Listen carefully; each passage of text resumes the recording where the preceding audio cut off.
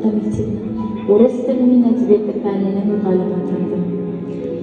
Мұғалім мамандық атаулының мәртебесі. Ендеше осынша үлкен жауапкершілікке қол қоюға не себеп? Әрине, жауапты.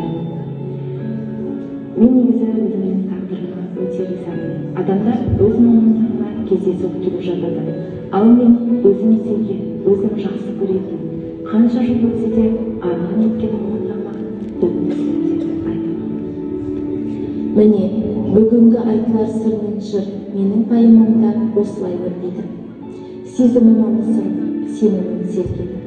Денең дір еткенде мен сені таптым, менің сүйікті мамандығым. Сен менің қара еңсемді қақшап, шексіз биік мұнарамайды. Менің сүйікті мектебім сыдық сыныбы. Өзі көне болса да жаны сұлу мектебім.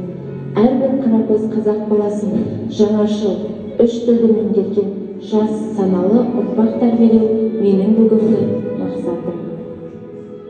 Мен Абушахман Расул, 6-шы сынып оқушысы, талантты, дарынды баламын. Мені байқауға қатыса алдым, өте көп ойлар мазалады. Неге Нұрила апай мені жарысқа алды деген. Сол ойлардың ой тізбегінде ойлана отырып, өзімнің сұрағыма жауап таптым. Мен жас оқушы, апай жас маман. Нұрила апайдан білім алып жүргеніме 3 жыл. Апай екеуміз терең тамырын жайған ағаш секілдіміз. Бірге өсіп, бірге дамып, болашаққа қарай есіп ашудамыз. Мен ұстазымнан өнеге білім алып, өмір теңізіне құлаш ұрудамын. Мен үшін ұстаз бала жанының бағбаны, мектептің жүрегі. Бұл менің Нұриладай апайыма келтірген теңеулерім.